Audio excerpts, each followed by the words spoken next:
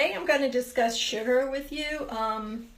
It's to me an important topic because there's a lot of sugar in the American diet. So I'm, like to educate people as much as possible about sugar and the sources of sugar. The first thing that people need to understand is that the epidemic of obesity has gone up in the United States, and it's on a definite rise. And so when you hear, diet products, you should think about, we have introduced diet products in the market. So if they are really helping us lose weight, why is the obesity epidemic getting higher? So that's something to ponder about. So I question that. The other thing to know is labeling. So when products are labeled, when you buy processed food or soda, they do not have to tell the daily recommended amount of sugar on the label. And there's a reason for that. It's very political. But the World Health Organization recommends 25 grams of sugar. That's about 6 teaspoons of sugar daily. If you look at a can of soda, it's an average of 35 grams of sugar, which is about 10 teaspoons of sugar. So that is already, one can of soda is already more than the daily recommended allowance for sugar. And if you look at other products, they're also high in sugar. A lot of cereals are high in sugar. So often we're getting our allotment of sugar in one sitting. And then and it's usually higher than the daily recommend. So if you imagine if you're drinking 2 cans of soda a day, that's almost triple the amount of sugar that the World Health Organization recommends that we get. So that's a lot of extra sugar added.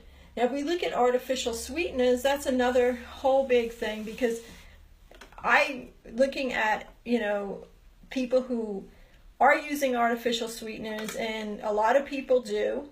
But meanwhile, our obesity epidemic has gone up, like I said earlier, in this country. So I don't know that artificial sweeteners are necessarily the answer.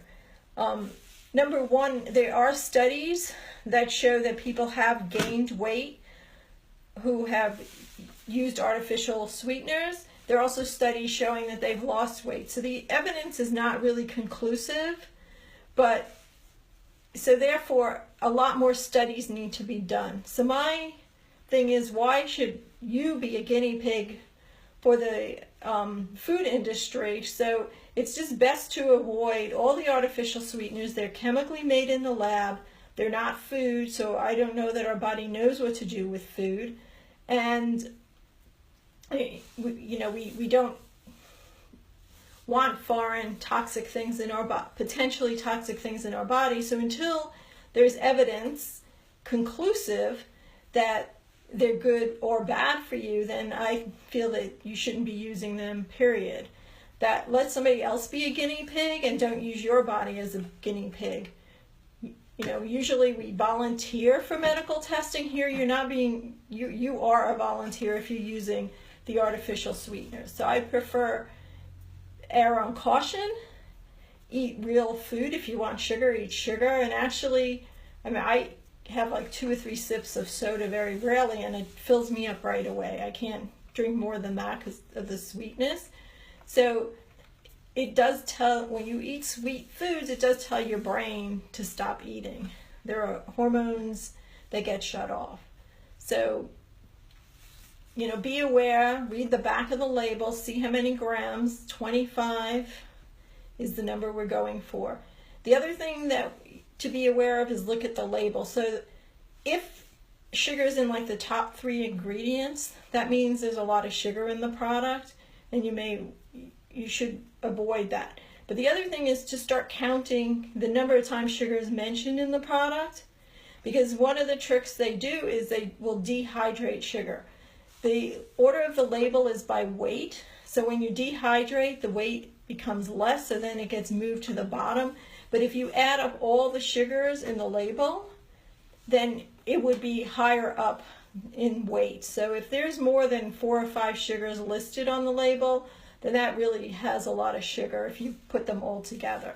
which the companies can do, but they know better, because if they leave it dehydrated separate, it looks like there's less sugar in the top. So that's it. If you have any questions, or anything that you would like me to discuss on Tea Time with Karen, please put it in the Facebook message. I'll be glad to address questions that people have. I'm also curious if anybody tried the breakfast protein challenge and what the results were. So that also, if you could add that into my Facebook. I look forward to speaking to you tomorrow, and have a great evening.